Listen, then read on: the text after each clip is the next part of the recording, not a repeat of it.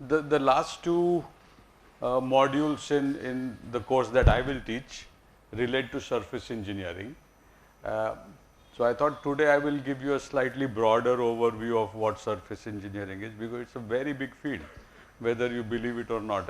And I hope I show you how big it is, right? And tomorrow maybe I pick one of, I was thinking I'll pick one of the technologies as an example, uh, and then talk a little bit about that. Based on what hands went up, I think maybe I will talk more about thermal spray tomorrow. Yeah, because it has changed quite a bit from the old thermal spray that people knew. Yeah, so I'll try and talk about that a little bit. What I like to do in a surface engineering course always is start with this slide. Yeah, again we are going to do BTech, MTech, or postgraduate and faculty. What is common in all these slides? What do you see as a similarity in all these slides? Finishing. All right. 2 or 3 people said finishing there. Huh? Aesthetic is common. What is aesthetic about shaving blade? Hey, you are very random man. Yeah. Material usage. Everything uses material, so that's common. Huh? All right. I will say slide because everything is on that slide. Yeah. So, any faculty here? Yeah. Some of you are faculty, right? Or all faculty is bunking today. Yeah. Okay. So what is common is all of these have been quoted. Yeah. All of these have been quoted for many different reasons, right? Cell phone, anti-reflective. How important do you think is anti-reflective coating? If you compare a cheap phone and an expensive phone. Yeah, how important is an anti-reflective coating on a phone screen? For your eyes, I mean, yeah, to be able to see. For the longest time, I used to carry a lousy phone, and if I went out in the sun, I don't see anything on my screen, right? If you have an expensive phone, then yeah, lots of stuff. How about this? Yeah. All of you are young guys, many of you shaving, of course. Yeah. How often do you change your shaving blade? 1 month? Couple of times in a month? Yeah, something like that. Anyone more? Oh, you're very young guys. So yeah, some of you don't use a blade at all. Yeah, but you will not believe how sophisticated a coating is used on this blade. Yeah, can anyone dare to guess what coating is used on a Gillette Mark IV blade? Stainless steel coating. Yeah, this uses diamond-like carbon with metal doping. Yeah, and that's why they last so long. I remember the old Panama blades which I used to, from third day I would struggle shaving with that. Today, 3-4 weeks you don't have to change a blade, right?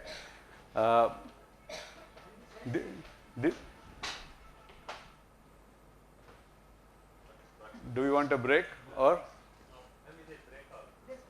Yeah, okay.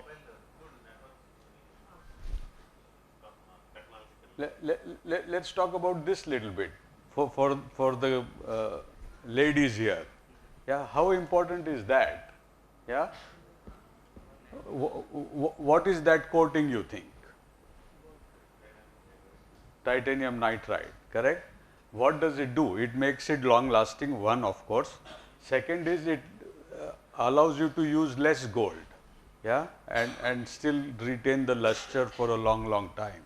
Yeah, so there are many such examples, right? Some are obvious, some not so obvious, right? Scratch resistant, there are all these kind of coatings, right? So the point I am trying to make is coatings today are not something out of this world. You use them in everyday life, right? You go to a bathroom, open the tap. Is your tap coated? Coated? Are you sure? Your tap or tap in 5-star hotels? Or all taps are coated? All taps are coated?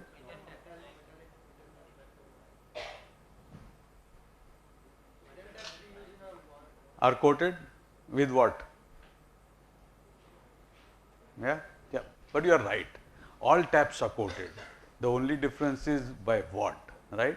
Some have a very cheap coating, maybe chrome plating, or since these days chrome plating is not so popular, little bit less. If you go to a 5-star hotel, they may be coated with something close to titanium nitride, yeah, if they are of that color. So everything is coated today, right? And that's important. So as always, I will go to the definition. What is surface engineering? If you open the ASM handbook, there is a certain definition, right? Treatment of surface and near surface regions to improve properties at the surface. But I like this definition much better, right? It's a combination of component and coating materials to yield a system. There are some keywords here. System is one of them. To yield a system with properties that neither material is capable of providing on its own, right? That is crucial. Yeah, you have a bulk material, you have a material on the surface, and you are combining both of them to get very unique properties, which neither the bulk material can provide or the surface material alone can provide, right? For me, that is the best definition of surface engineering, right? Why is it crucial? Why is it necessary? I showed different things, not so important, some important. We spoke about everything from taps to artificial jewelry to razor blades, right? So why is it crucial? Because many times what you require from the bulk and what you require from the surface is entirely different, right? Let's take examples, right? If you look at bulk properties, think of any component, right? You will find that your choice of the bulk material will be dictated by these kind of things: strength, stiffness, toughness, machinability maybe, yeah, even cost, right? That's how you pick a bulk material for any application that you have, right? But if you talk about surface, then that is something completely different, right? You want surface properties which are adequate to ensure that your surface does not degrade very quickly, yeah, in whatever operation it is seeing, correct? And if you can find one single material that ticks off both of these boxes, then you are okay, no problem. But more and more, in all the examples that I showed you on that slide, you will find that you cannot find a single material that will satisfy both these properties. You will not. You cannot make the entire phone out of anti-reflective material. You will go bankrupt in one day, right? No, you cannot do that. Impossible, right? Same with razor blade. Yeah, you cannot make the entire blade of diamond-like carbon. Can't do. And if you don't put diamond-like carbon, then your blade wears off very quick, right?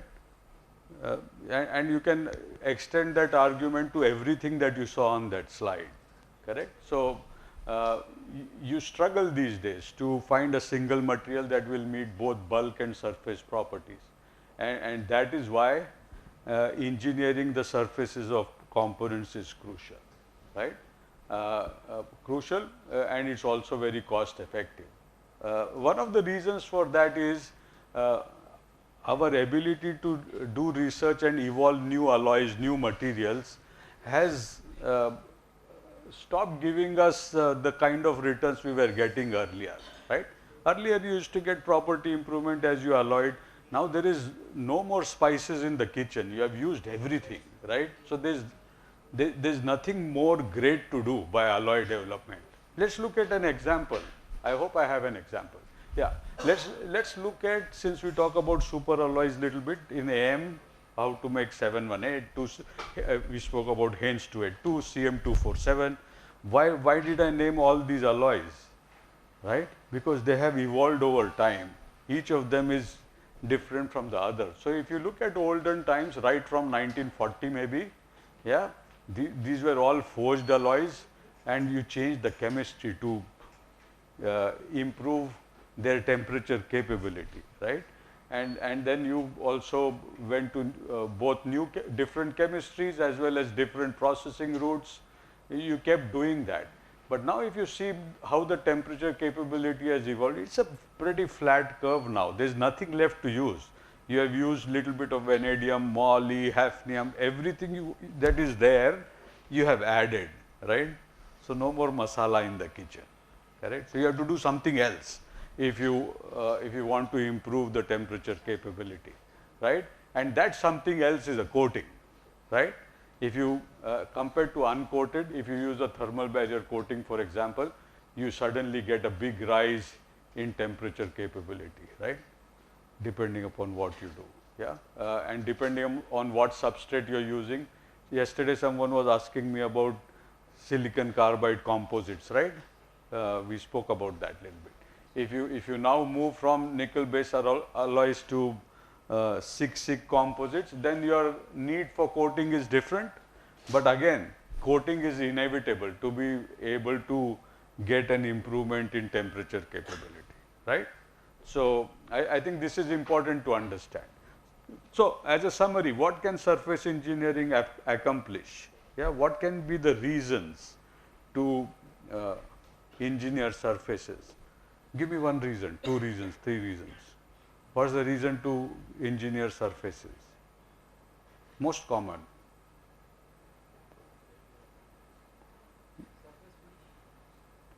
No. Surface finish alone is not interesting. What is the reason to engineer surfaces? Long life. Biggest reason is long life, correct. What else? Looks, aesthetics, right? Yeah, it's long life. Yeah, same.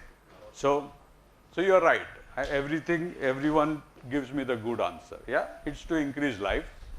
It could also be to increase performance or provide performance that is not capable of. And third is aesthetics, looks, just to make something look good, right? So that is very important. You use surface engineering for all of these things, which, yeah, this is real life, that was just for fun. Yeah, you can use this for longer life. All these components utilize coatings. This is something that I had done 25 years ago.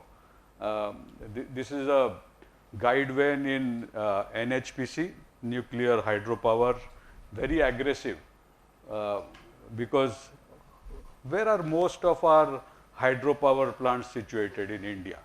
General knowledge question. Yeah, where are they situated? Hill stations. Fantastic answer. Yeah, but slightly more closer than hill station. Tamil Nadu? Sorry. Yeah. Yeah. In the Himalayan region, let's broadly say Himalayan region, right?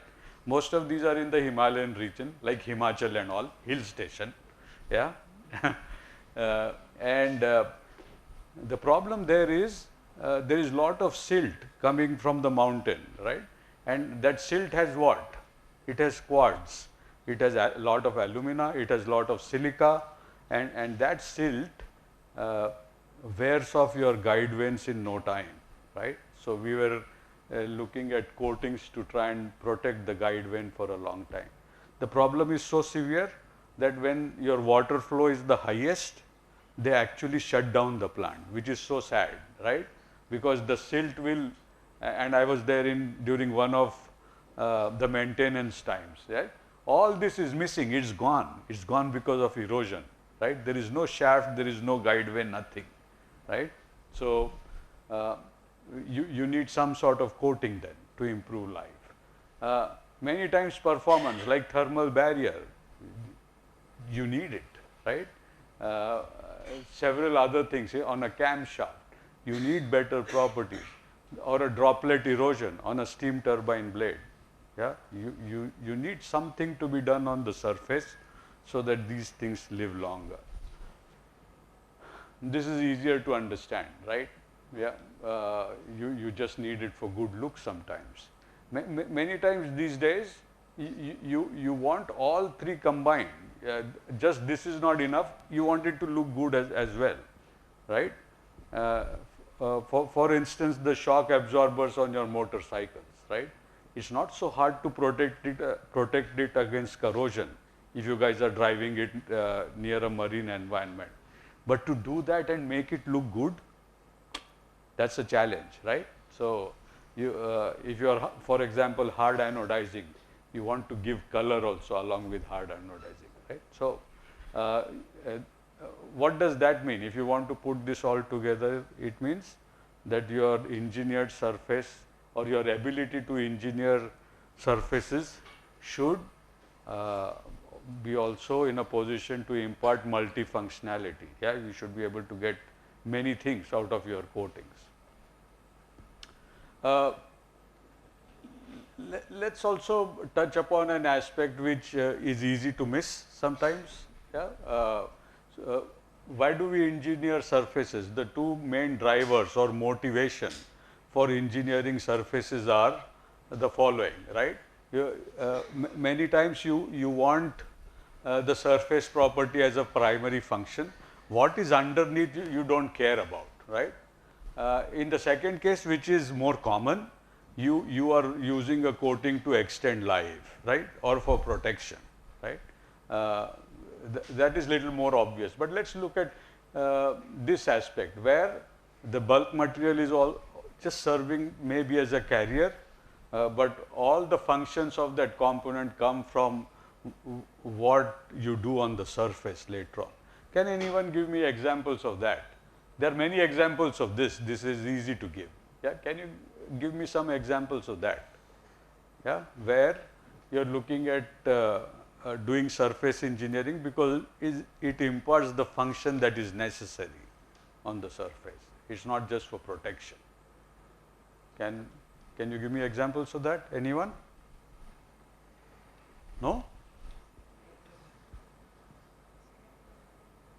Little louder, man.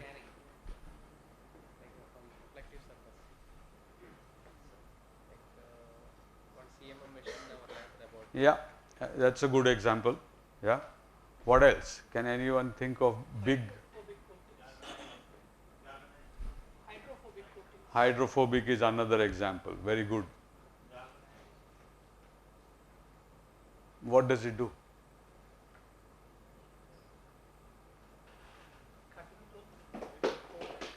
Excellent example. Cutting tool. Yeah.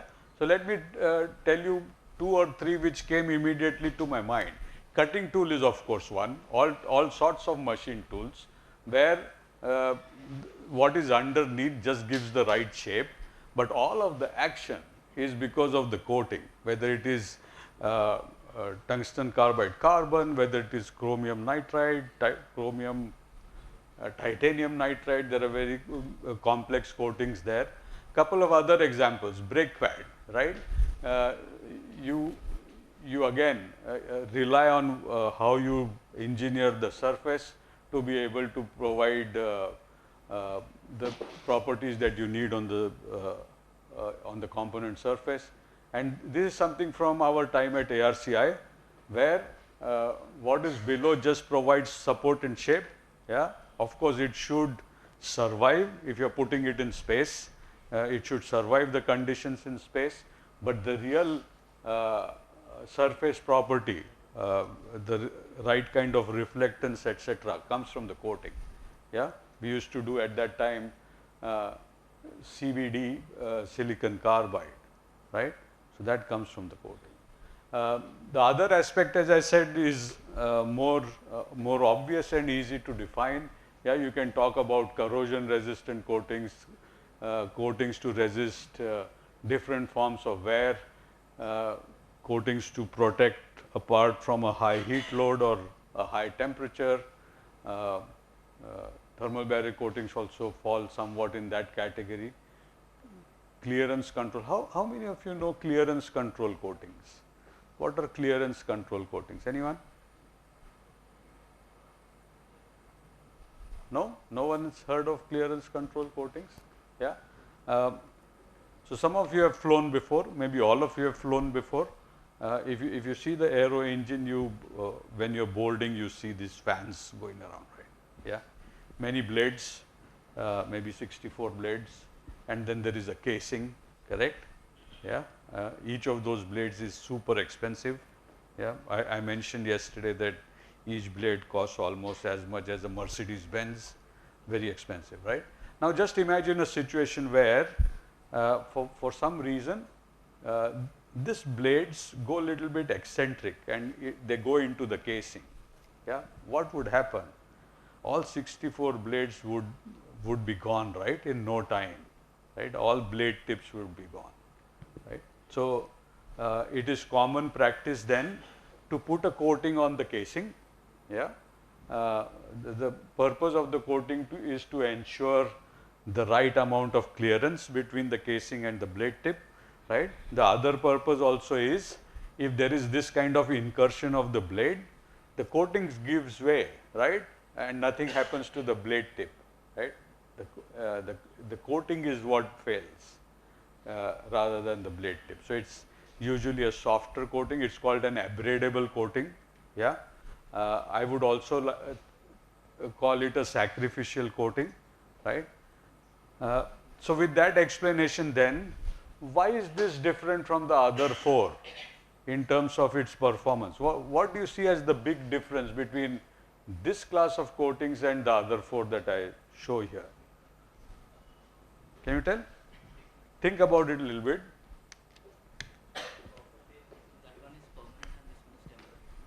Permanent, nothing is permanent, boss, in life, I tell you. Yeah, but I think you're there. Again, as an engineer, you need to use the right nomenclature and you need to say it in the right way, correct? So what's the difference? Properties.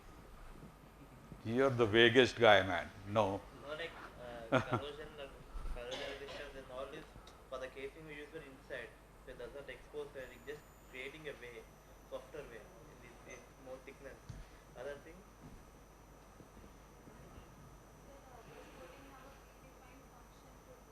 All of them have predefined function. All of these, right? The biggest difference is, if I can, you have 10 more seconds till I have some water.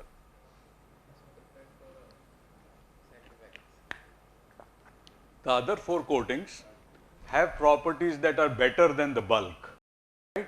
If you are looking for a corrosion resistant coating, you are applying a material that has corrosion properties which are better than what is underneath, right? If you are looking for a wear resistant coating, again, it is supposed to be more resistant to wear than the underlying substrate, right? That's not the case here. Yeah, you actually want it to have worse properties, right? So that if the blade goes in, the coating goes off, right? In all other cases, that's not true.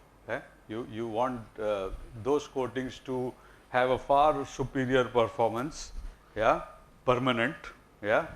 At least that is the ambition compared to the substrates. That's important to remember. We have evolved so much in coatings now that simply saying that I want a wear resistant coating is not enough, yeah, or saying that I want a corrosion resistant coating, not okay. So if you are a designer, you have to ask more questions. If someone comes to you for a coating, you typically ask, so what form of wear? Is it abrasion? Is it erosion? Is it sliding? Is it dry sliding or lubricated sliding? Yeah. Same with corrosion, room temperature, high temperature, aqueous, gaseous, right? So because the kind of coating you pick will be different for each form of wear many times, right? So you need to know exactly what you're looking for, yeah? Just like you do when you go shopping. You must be very clear in your mind about what you want to buy, correct? Sometimes life can be tough. You may have mixed modes. You may have sliding wear and corrosion at the same time, and therefore your material would be a little bit different.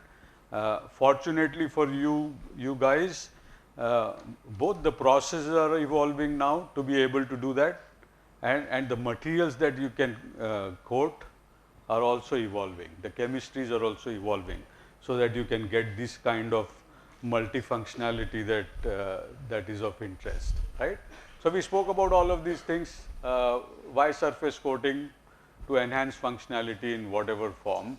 The nice thing is today it's so versatile that you can almost tailor any property on the surface, right? So there are many ways to put on coatings, and you can make them accomplish many things, right? So that's the starting point. I would like you to remember that. Yeah. Some of you are BTech guys, some of you way beyond that. How many of you have at some point heard of these, right? Different surface modification technologies, electrodeposition, diffusion coatings, hardening. You have heard, all of you have heard of that in some context? Yeah? Correct? How about these? PVD, thermal spray, you have heard of these as well, right? This is how I was taught when I was doing my BTech, 1978. Yeah, I'm an old guy. In 1978, that's how I was taught. Yeah. Today, if you take a course in surface engineering, nobody will say that these are the surface modification technologies that are available for you. Yeah. Because each of these now people realize is only a family of coatings, right? Within each of these, you have many. So electrodeposition, not okay. You have to specify what else. Yeah, electroplating, electroless plating, anodizing, micro arc oxidation, all this is electrodeposition. Same with diffusion coatings, right? You can put just about any element in, carburizing, nitriding, aluminizing, boriding, and each of them gives you fairly different properties at the surface. Same is true for the next, right? Someone is working on thermal spray, maybe they work on cold spray, but all this belongs to thermal spray today, right? So if you add all of them up, yeah, you are very happy if you are a designer because you have such a large toolbox. If you are a student, you are many times miserable because all of them are different. So if you are given a quiz later, your life is hell unless you understand what is going on. But it's nice. It's a nice time to be a designer and be able to do whatever you please at the surface, right? It's very powerful, right? So let's talk about these surface engineering approaches, right? They can be classified in many ways, right? There are certain approaches where you don't alter the chemical composition at the surface at all, yeah, like hardening or heat treatment. You do just some thermal treatments or mechanical working like shot peening, etc. In some cases, you change properties near the surface by altering chemistry. These are some of the examples of doing that, right? You just change, you cheat.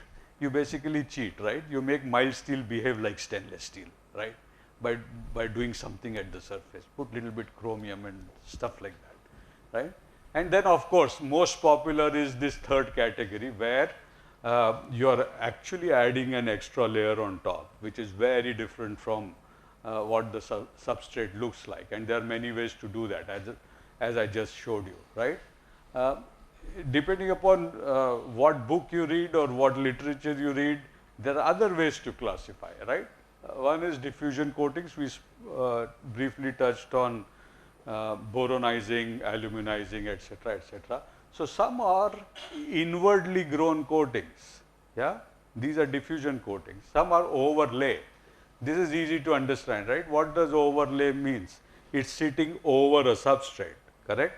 So in one case, you almost have no change in the dimension of the part, and the coating becomes an integral part of the substrate. Yeah, in these overlay coatings, you actually deposit something on top. Yeah, there is almost no interaction between the substrate and what's above, although depending upon what technique you're talking about, there may be some interdiffusion at this interface, but other than that, the properties there and there are very different. Yeah, and coating by and large remains a separate entity from the substrate. Yeah, So you can see the differences here. Look at the scale little bit. I mean, when we talk about diffusion coatings or altering surface chemistry, you can, depending upon what kind of treatment you do, you can go to a fair depth underneath the substrate surface, and then there are all these other techniques, right? Some you will see them classified as thin film. Even 50 is a stretch for that. You normally want to go just 5, 10 microns, 15 microns. There are thick coatings which go to several mm, and then there are overlay clads, PTA, etc., which can go much thicker, right? So it's a busy slide. It's accessible through that QR code that you have been provided. It's in the stack of slides that you have. So don't bother to read so much. The point that I want to make is all of these coating families, I'm calling them families now. Yeah, all of these families of coatings are different in many respects. Yeah, since it's so busy, I don't want to go to every one of them. We just saw how their ability to deposit thicknesses can be very different. Some of them are done inside vacuum, some of them are in ambient, right? So therefore, their ability to handle components of certain size could be affected if they go into a chamber, right? The substrate temperature is different. They're different in many respects, and it's important to realize that. Yesterday I was asked a question about what is the best something, right? So if someone asks you which is the best coating technology, you should absolutely refuse to answer that question, right? Because it's a stupid question, right? There's nothing like a best technology for coating. Even if I work on thermal spray, I have no right to say that thermal spray is the best technology, right? Because all these techniques are complementary. These are not competing techniques, right? And that's, as a young designer, it's very important for you to realize that. Yeah, so there is nothing best in life, right? It depends. We spoke a lot about it depends. It depends on many things, right? So if you start talking about what kind of coating you want, on what kind of component you want to put it, what function it should serve, you will find that life is not so complicated actually, right? Most of these will start ruling themselves out when you do the homework. So your choice eventually is not so big. Your choice is from a much smaller portfolio of technologies that are out there, right? So that's good. But it's important to realize that this is not competing, right? Why are they not competing? We already spoke about diffusion coatings and overlay coatings. Some go inside your substrate, some are outside, and they also go to different extents, right? How much of a diffusion layer you get, how much of an overlay coating can you deposit, yeah? So they differ in that. They differ, as I said, in part temperature. Some are extremely hot, yeah, more than 1000 degrees even. Some are pretty cold, almost nothing happens. So in this these kind of cases, you need to worry about how long it will be at temperature. Are there issues related to distortion that you should worry about, and things like that, right? Many times surface finish is also crucial, right? So some of them inherently give you a good finish. Some of them are pretty rough. We spoke about roughness in EBM and SLM yesterday, right? So can you live with a rough surface? Do you need polishing or some kind of finishing after you coat? So all these become obvious issues when you start making decisions, right? So again, quick summary. If you look at status of surface engineering today, I hope you agree based on what I showed, that you have a very wide choice of coating processes, coating materials as well.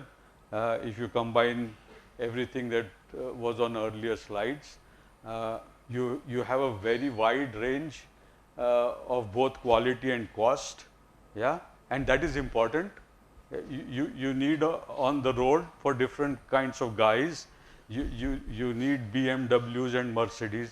you also need a cycle and a moped on the road, right? Because different people need that, correct? It's the same with applications. Some applications may not be able to afford very sophisticated surface treatment, right? But they need to be treated in any case, right? So there are very cheap ways of treating surfaces. There are very sophisticated ways of treating surfaces, right? And you need to have an open mind, yeah? You got to believe that even something like a razor blade can afford a diamond-like carbon coating with metal doping, right? Because there's a market for it, yeah? Because the life extension is by more than an order of magnitude, if you can put that on, correct? So it's important to know that this kind of a portfolio exists. I hope you also acknowledge now that it is highly versatile. We spoke about corrosion, wear, thermal barrier, aesthetics, everything. So you can accomplish all of those. And this is growing. I mean, I will show you some examples where we are going with surface engineering, and it's great to be in that situation, right? But if I want you to remember one thing, I will once again say that these are non-competing techniques, right? So that you should remember. My take-home message is that for young minds, right? So no single technique is universally applicable, correct? So that's important to know. People like to map different things in different ways, right? So if you begin to map how these different surfacing technologies stack up, and let's say you want to map it on surface temperature during surface modification and the ability to deposit thickness of a certain kind, yeah, you can draw maps like these, right? Weld overlay, right? Fairly high temperature, but you can build very, very thick, yeah, several If you look at ion implantation, it's sitting in this corner. Yeah, it struggles to modify under the surface up to 1 micron. You will never get there beyond that. Not such a hot process. So depending upon the type of substrate, this can become an important consideration there, right?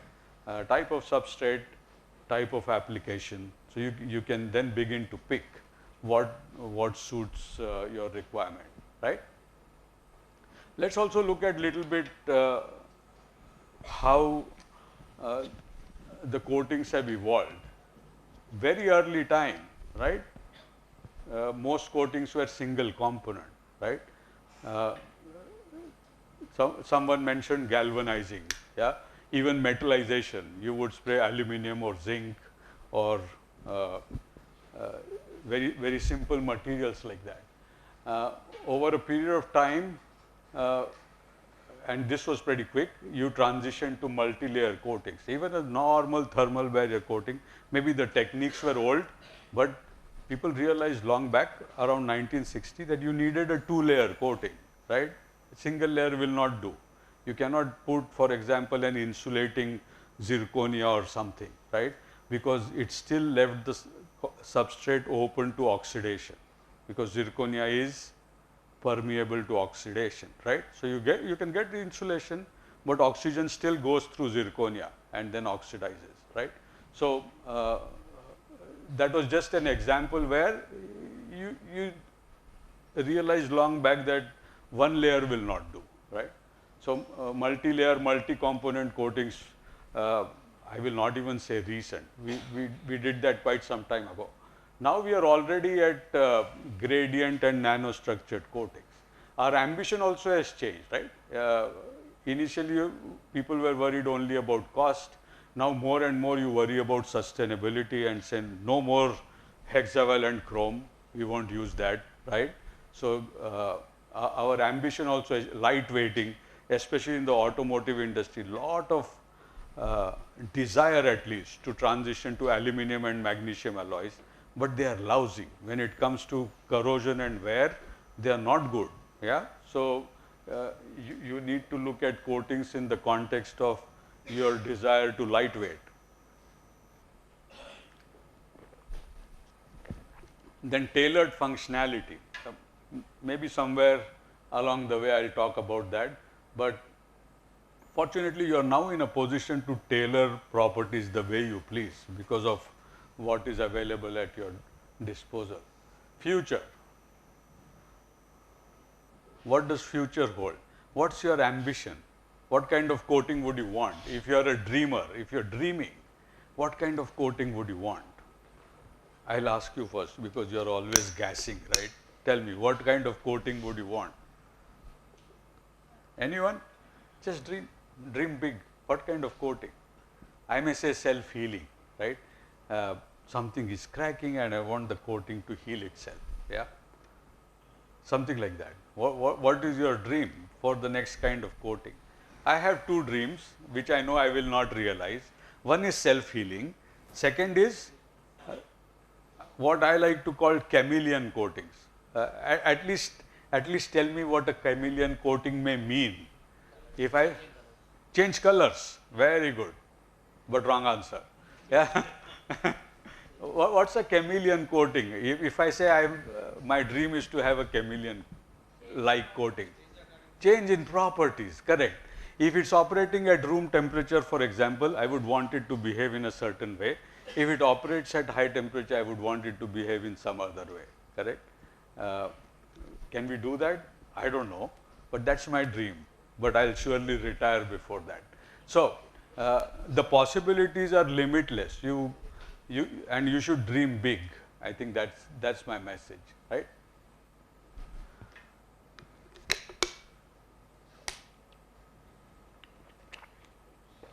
If you went back 20, 30 years or something like that,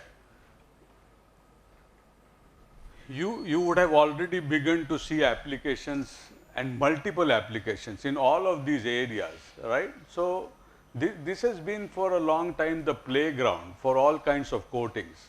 If you look at Formula 1, for example, Formula 1 has been a playground for all crazy things because why? Why is Formula 1 a good playground? How many of you know Formula 1 in the first place? Yeah, all of you know, many of you know Formula 1.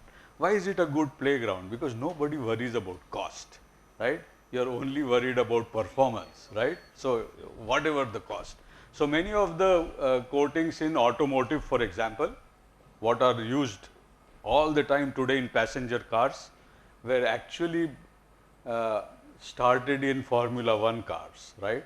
And then you saw the performance and then people said, oh, I want it in my everyday car, right? Which is a challenge because especially the automotive industry wants much better performance, 10-year warranty, lifetime warranty at zero cost, right? So, it's a very competitive market, right? But many of these coatings are real today and they came into being because of Formula 1. So, anyway, coming back to the point, these were all traditional industrial segments that used coatings. But if you look at it today, it's unbelievable. I would never have thought that something like a Gillette blade would have such sophisticated coatings. And coatings are equally sophisticated in all of these things, right? Even this cookware, right? Implants. This is a good example of hybrid, for example, right? I would call this hybrid manufacturing really, because now you do use AM to build patient-specific implants depending upon age, size, etc., and then you put on a coating, yeah, to improve fixation. What is fixation? Yeah. Let's say you are having a prosthesis joint here. Why do you need a coating? Does not react. Why do you need a coating on a prosthesis joint? Long lasting. Subjected to wear. Yeah. If it's here. Okay. So many different reasons. People started with stainless steel implants, right? and then they went to titanium alloys, right?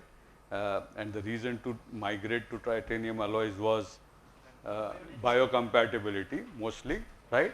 And then you found that you still need something else, strength. In case of titanium, that's true as well. It's lighter, strength to weight ratio, but they still felt that your fixation is not good, right? So people started looking at coatings like hydroxyapatite. Yeah, how many of you have heard of hydroxyapatite? Hydroxyapatite is a major component in at least two parts of your body. One is all the bones have lot of hydroxyapatite, your teeth have lot of hydroxyapatite, right? So inherently biocompatible. That's why they looked at hydroxyapatite as a material. But what was the focus at that time? They wanted a porous hydroxyapatite coating. Why porous? So that your tissue would grow into the pores, and therefore fixation is better, right? So you can imagine how life evolves, right? So you first wanted implants, then you wanted lighter implants, then you wanted biocompatible implants, then you wanted better fixation. Now after all this is done, people said, oh, if it is porous and if it is load bearing, the implant, then it may not take wear. And prosthesis is a good example of that. This is load bearing, right? Compared to, let's say, putting it here or somewhere, right? So it evolves all the time, and therefore very sophisticated, correct? To provide the kind of coating you want. This is another example. Maybe if I have time, I'll talk about some of what we did at ARCI during my time, yeah, in terms of providing multifunctional coatings there, yeah. Am I going too slow? No? Okay. So let's spend a moment or two talking about how do you ensure that your part is successfully surface engineered, right? There are a few things that are absolutely crucial. You must have a good comprehension of what the design criteria are, right? You must understand the application environment, absolutely crucial, and use that to identify the right coating material and select an appropriate process. If you go back to the busy table that I showed, yeah, other things could also come into being. You must also understand your component better, right? You need to know the geometry of your component, size. Is your coating process then line of sight, or can it go anywhere, right? Let's say thermal spray, because I will perhaps talk about thermal spray more tomorrow. Yeah, it's line of sight. So we have industry coming in all the time saying, oh, I have a pipe which is 10 meters long and about 2-inch diameter. Can you please coat it on the inside? No, sorry, I can't do it, because the thermal spray is line of sight, right? It can't see. What it can't see, it can't coat, right? So it's important to do all that, right? So all that is part of your process selection, even after you have selected the material. And then there is implementation. Each of the techniques has a pre-treatment procedure or protocol associated with that. There is a need to optimize parameters so that you get you get good quality. Handling is very important. The reason I am smiling is now because of my old age, I remember many things that I have seen in life which are absolutely terrible. So preparing the part properly, I recall that one of the first real life components that I did was during my time at DMRL. We were coating the interstage assembly for the Agni missile because it had to, before it separates, it had to see a high heat flux. And of course, that was a very high visibility job. So all the VIPs who came to DMRL would come and see what we were doing in the thermal spray lab.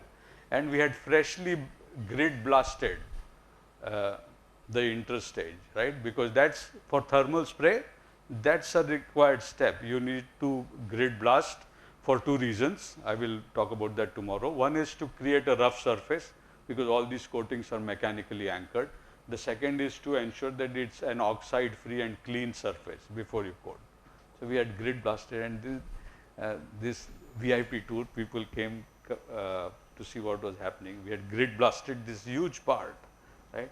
So a couple of them come and, oh, this is nice and rough, yeah. Ooh. And you're not supposed to touch these parts, right? Because even some greasy stuff from your finger can ensure that locally you get a region of poor adhesion, right? So that's very important, right? Handling the part also very important. I go back to the guide vane from NHPC that I showed you, right? So when this guide vane was being installed, we had never been to NHPC before. We got the guide vane, we got drawings, we did the coatings. At the time of installation, the plant manager found that it was slightly difficult to fit, right? So he went with a chisel and went on that coating, right? None of these coatings take impact, right? I mean, at least thermal spray coatings. They do everything else very nice, but they don't take impact, right? And the moment they started doing that, the whole coating came apart, right? I mean, you're almost in tears because you're thousands of kilometers away, and this guide vane has to come back from Himachal to Hyderabad to recoat. So, yeah, some not so pleasant memories of what happens if you don't do some of these things well. Yeah. If you heard me so far, you will think that I am a salesman for coatings, right? So this is a question we must answer. Do you always need to coat or modify a surface, right? It's important to ask yourself that question, right? And then I put up this pretty slide, busy slide. I hope it's in your slide deck. If it's not, you talk to me. But let me begin by saying that I am the first person to say that you must not coat if you don't need it, right? First person to say that. So usually how it goes, the decision making is as follows, right? Based on the working environment and what history you have seen of failure of the component, you try and identify a material which will withstand this environment for as long as you want it to survive, right? And then once you have identified those requirements on the surface, the next thing you do is explore if you can find a one-piece construction. Can you find a material that will fulfill all the bulk property requirements and be able to withstand the working environment for the kind of time that you have, right? If the answer to this is yes, you are in good shape. Don't even worry about coatings, right? But unfortunately, the answer is very rarely yes these days, right? Because we are becoming greedy, right? We want everything better, faster, or whatever, right? You can look at how the turbine temperatures have increased, right? We have gone from 1000 degrees, 1100, 1200, 1300, still not enough. And there is a reason, because what happens if, why do you want to do higher temperature in a gas turbine? What's the reason to go higher in temperature? Some of you guys. Which means what? Explain in plain English to younger guys. Higher the thermal gradient, the higher temperature, thermal efficiency. Correct. Yeah. So everyone is chasing efficiency, and therefore you want to operate turbines hotter and hotter. So what was good on a turbine several years ago is not good today, because that ambition is changing. If you look at maybe 1960, there were thermal barrier coatings which were flying, yeah, but they were sprayed using, believe it or not, an oxyacetylene torch, yeah. Today, if you say I'll use an oxyacetylene torch to put on a TBC, you will be fired on the spot, right? So things have changed a lot. As I will talk tomorrow, you will not believe what people do in the region of thermal barrier coatings today, right? So that's That's important. So, this is as a checklist then, right? Key considerations, objectives, what are you looking for from the coatings, what are the constraints, those constraints could originate from the size of the component, the geometry, your handling capability, what's the substrate material. There could be other relevant criteria, regulations could be important, whether you want to follow those regulations or not is also a matter of choice in some countries in the world, but there are regulations, they are getting stricter and stricter, yeah. And then you sit down and identify what kind of materials that would be appropriate, and therefore, what kind of processes would be appropriate. So, if you are working in the lab, most time your job is to rank how these process material combinations work. If you have shortlisted and still have a window to decide, you use different materials of choice, different processes of choice, and rank how they perform before taking a decision, right? It always helps, apart from other things, if you have some idea of what the failure mode is, right? So, if there are some PhD students out here, it's not enough if you do a tribo test, yeah, or a wear test or a corrosion test. What do you do after that? What do you do after doing a ball on disc or a pin on disc test, if you are looking at it wear or even corrosion, yeah? Let's say you do a salt spray test. What do you do after that? Anyone?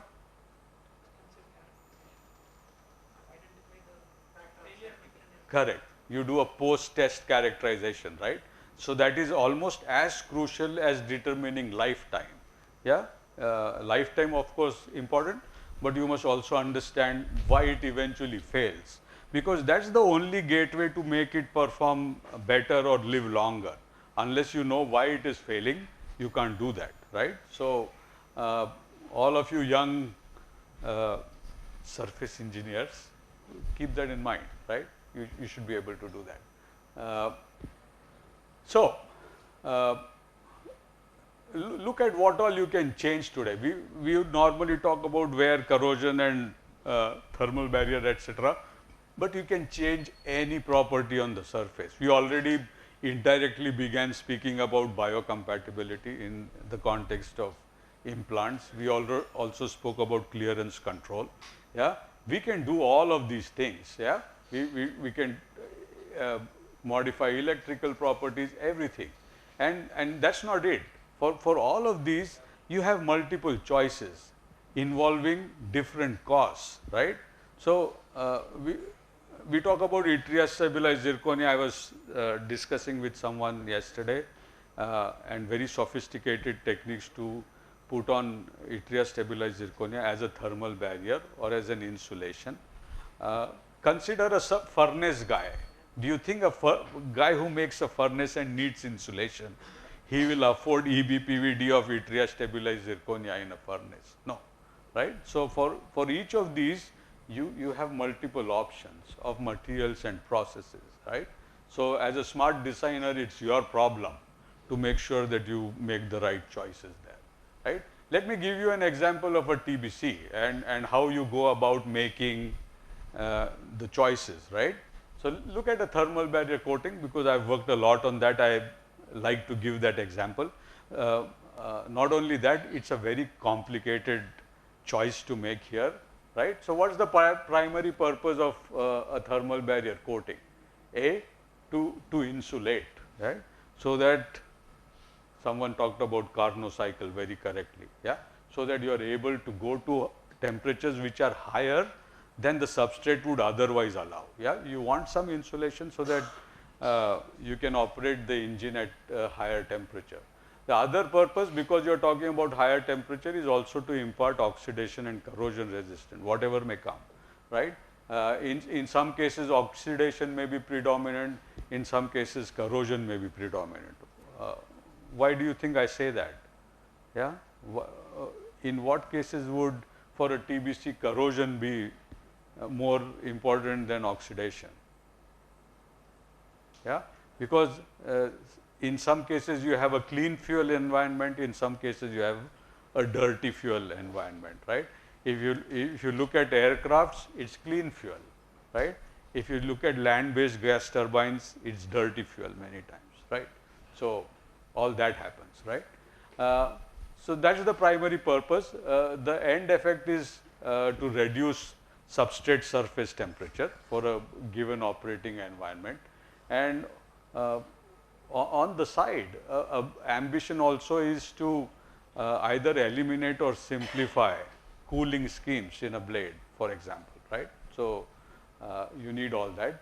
And of course, all these benefits occur. You improve performance, you improve durability and efficiency as well. So now it's your job to start making, so these are all requirements, right, from your application, correct? Now you slowly begin to select materials, for instance, right? So if you want to do this, what material will you pick, right? Oops, I went too quick.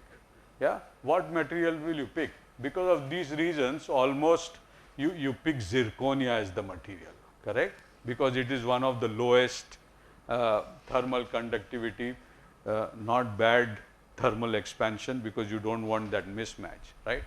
So zirconia is great, but what do you find? Yeah, that zirconia is polymorphic, right? What is polymorphic? Exhibit different structures at different temperatures. Guys here, do you know what polymorphism is, right? Different structure, right? So if you look at zirconia, you get monoclinic, cubic and tetragonal forms of zirconia, right? And then if you go from one form to the other, it is accompanied by a volume change, right? And that leads to many stresses, correct?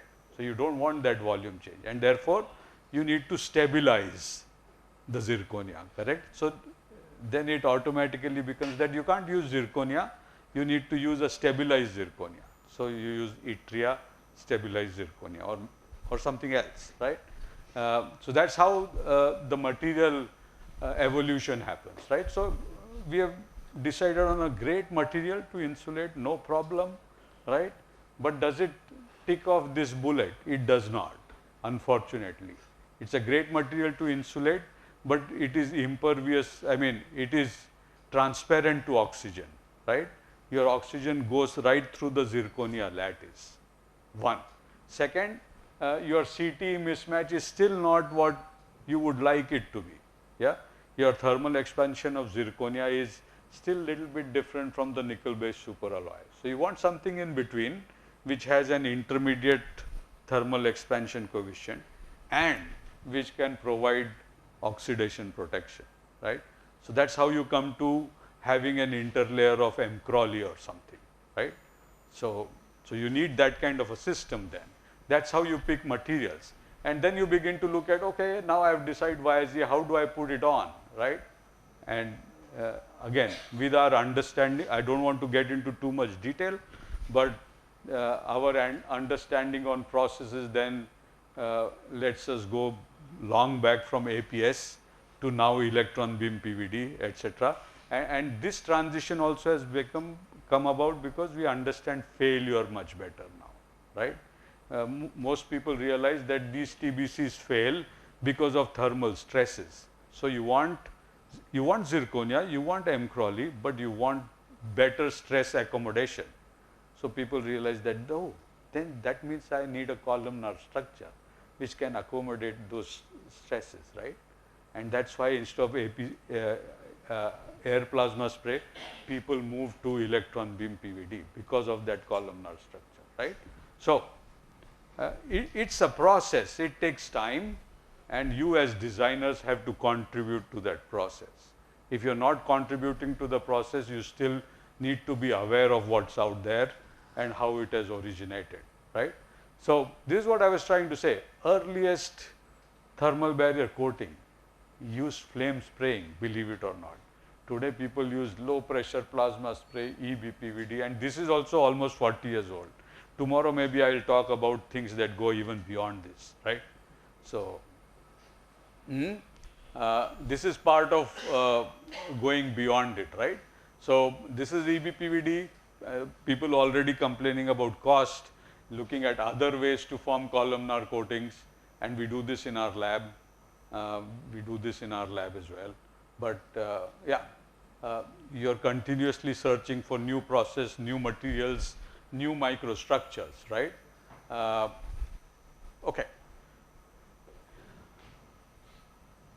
In general, now we are moving away from TBC. I'm now talking about coatings in general. One or more or all of these could be of interest. You would want a certain thickness. You may or may not like the kind of roughness that you get, but roughness is an important parameter. Surface morphology, microstructure, always important in my opinion, right? Just as it is in case of additive manufactured parts, because that is very crucial in dictating performance. Yeah, porosity. Is porosity good or bad in a coating? Bad, bad, bad, bad. Who said it depends? Very correct. Yeah, it depends on what? Yeah. Yeah. So give me an example where porosity is good. Give me one example of porosity is bad. Good in sense In case of lubrication, implants. porosity will act as a One good example. For implants, porosity is in case of fatigue, this will act as a crack inflation site. I will buy that. Little bit reluctantly, but I will buy that. If you want it as an insulation, it should be. It should not be porous. I just said for insulation you need columnar coatings. So lot of porosity actually for insulation. And if it is porous, it reduces the thermal conductivity, right? For any material. So that's a bad example, wrong example. Anybody else? When do you need a very dense coating? Aerospace, come on.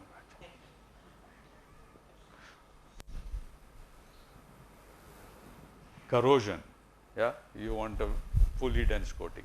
Mostly for wear, you want fully dense coating. Even what you said for lubrication, I would not accept that you need a porous coating, right? You need a reservoir for the lubricant, right? You need a reservoir, and that's why people do some sort of texturing on the surface, but you don't want the coating to be porous, right? You find other ways of creating those. Yeah, correct. You use solid lubricants otherwise, but otherwise dimpling with a laser is an example where if you are at the top dead center for a cylinder piston, those act as reservoirs of lubricant, right? So porosity not always bad, sometimes good, sometimes bad. It's for you to decide when it is good and when it's not. Mechanical properties. So if you have to assess coating performance in the lab, how will you do? This is the biggest challenge, right? How do you do this in a lab? And most of us are talking about lab. Is anyone from an industry? Good, yeah, but no, just joking. But assessing it in the lab, how do we prove that coatings last over the lifetime that is desired? Can we prove that at all? Yeah? Can we do that? If yes, how? If not, why not? Can we do this? Prove that coatings last over the lifetime of the component, or whatever warranty that the user wants to give. I mean, the supplier, industry guy wants to give. Can you do that? Yes, sir. How? How do you test that in the lab? Whoever said yes. How do you test that in the lab? I don't know. Yeah, but yeah, in your attempt to do that, you need to adopt accelerated tests, whatever it is, right? If Hyundai is giving 10-year warranty, none of us can afford for a test to go on for 10 years, right? you need to do some accelerated test, right? And it could be any kind of test that is relevant. It could be thermal cycling. We do that a lot for TBCs. Take it to 1200 degrees, bring it to room temperature, keep going till it fails, right? It could be different forms of wear, ball on disc, pin on disc with stainless steel ball, alumina ball, tungsten carbide ball. We do all sorts of stuff. Yeah, same with corrosion. Yeah, salt spray, potentiostat, low temperature, high temperature. We do all these things. So these are all tests that you would carry out, but it is very difficult to extrapolate what you get in the lab with what will happen in real life. Very tough, and that's why it's a challenge. And as I mentioned, you just can't say I want a corrosion resistant coating. There are many things you need to specify. Yeah, aqueous, gaseous, room, high temperature, and are we capable to do all these tests in our lab? Maybe we are not capable, but our collaborators are. But still, the point is that you need to come up with a suitable test protocol, right? So typical testing sequence, just to let you know, we do coupon testing. Most of us in the lab do that. Yeah, do these coatings on small coupons. Look at microstructure, look at wear, corrosion, etc. Right, and then take some of the promising coatings to an advanced rig, yeah, which is available. Sometimes it's available in large departments with good amount of money. Sometimes it is not, and then if you have the luxury of doing that, then take it to a factory test or an engine test, right? So usually this is the sequence that you follow, right? But most of us stop there, and that is not something that we should be frustrated about.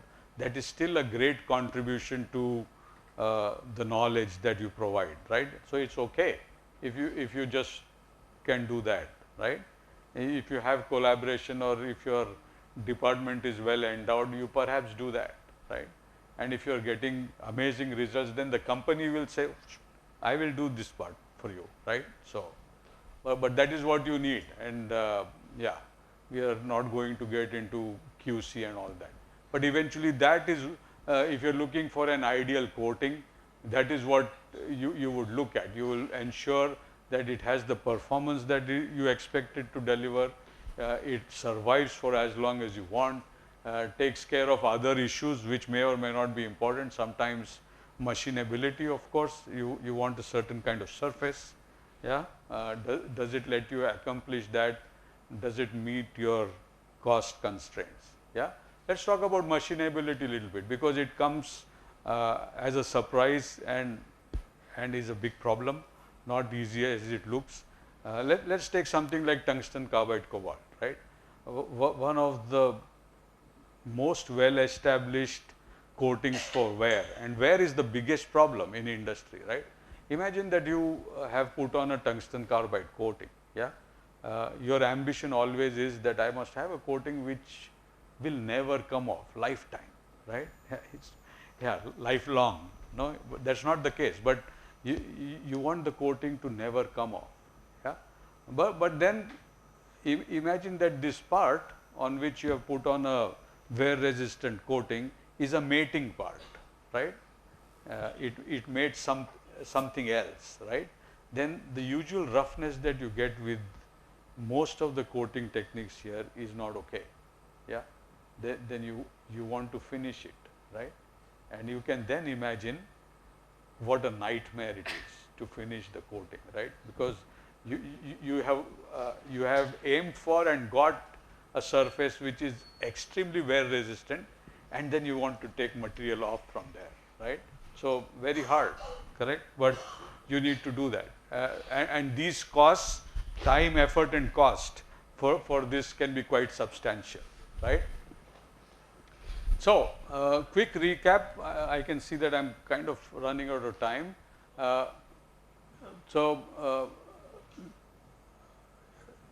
To summarize, I hope I have shown you that there are many ways in which you can engineer a surface.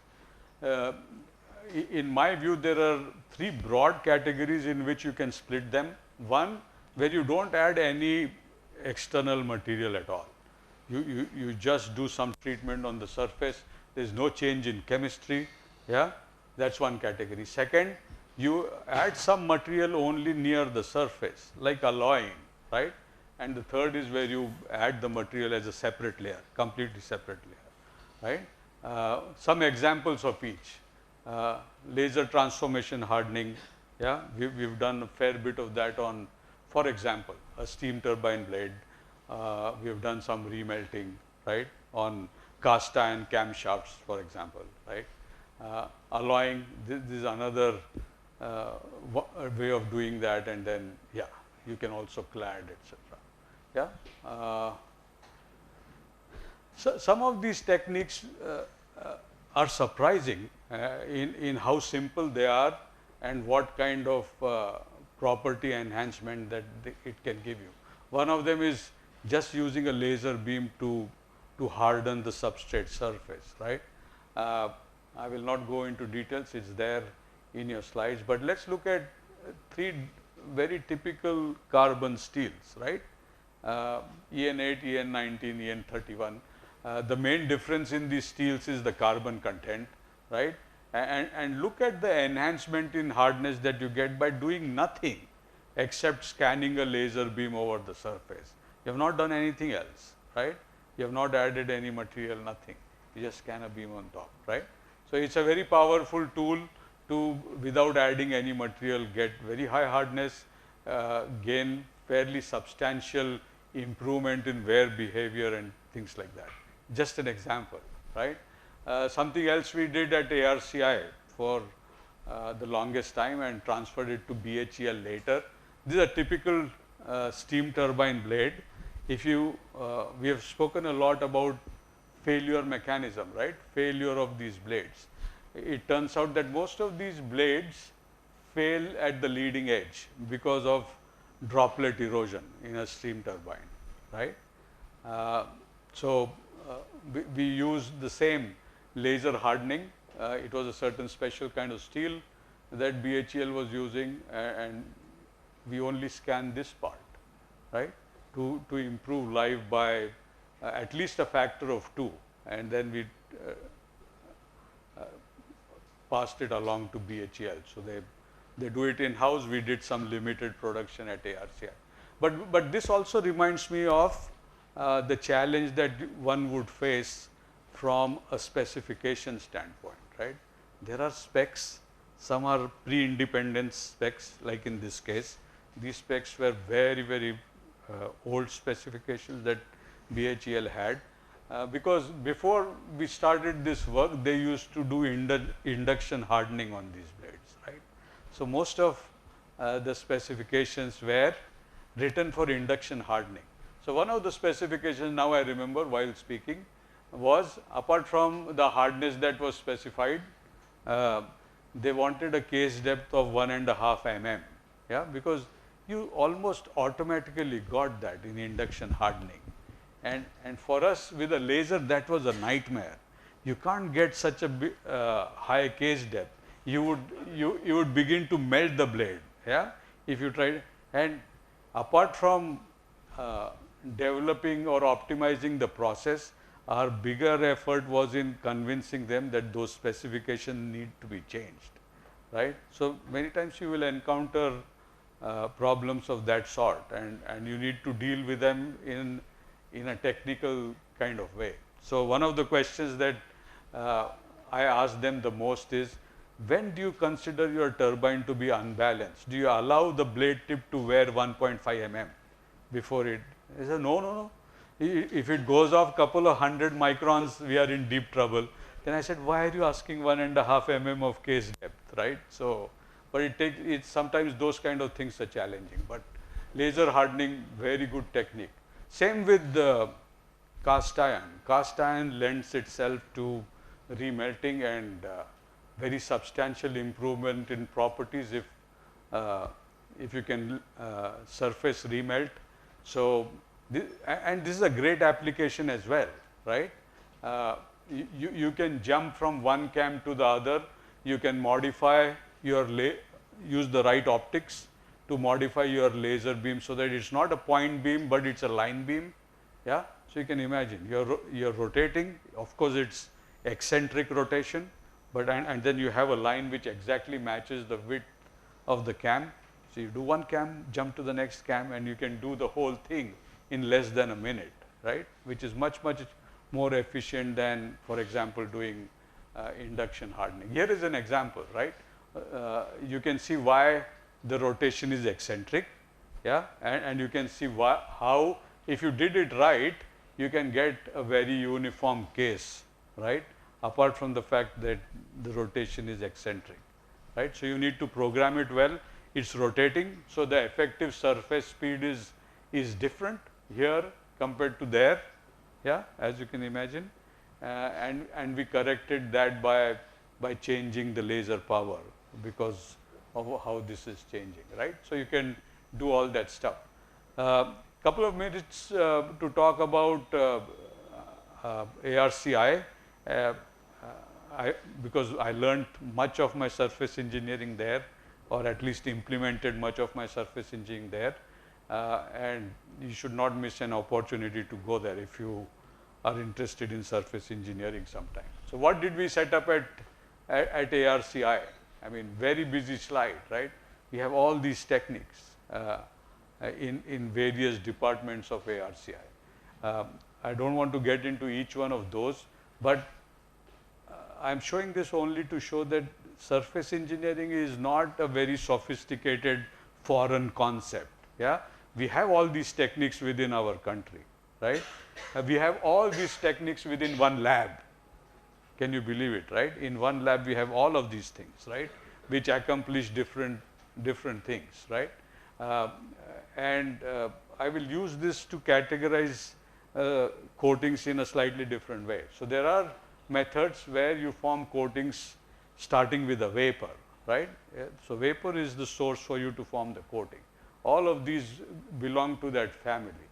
Physical vapor deposition with whatever means. It could be cathodic arc, it could be magnetron sputtering, it could be using an electron beam, yeah? Or it could be chemical vapor deposition. I gave you the example of a space mirror where the function is at the surface, what is below doesn't matter, and that was done with, that can be accomplished with something like chemical vapor deposition. There are a bunch of techniques also that are liquid derived, yeah. Some of these I will talk about tomorrow, but electrodeposition, micro arc, sol gel, all these start with a liquid and then form a coating, right? And then, as you might expect, I said vapor, liquid, and then powder or solid, right? There are many other coatings which are powder derived, right? So maybe I will stop here. I will not talk so much more, but any questions, right? So this was, I had intended to give you an overview of how big surface engineering is. Tomorrow we'll pick just one of these technologies which in my view is closest to AM and talk a little more about that. But any questions, I'll be happy to answer. If you're hungry, we can take it another time. Yeah? Yes?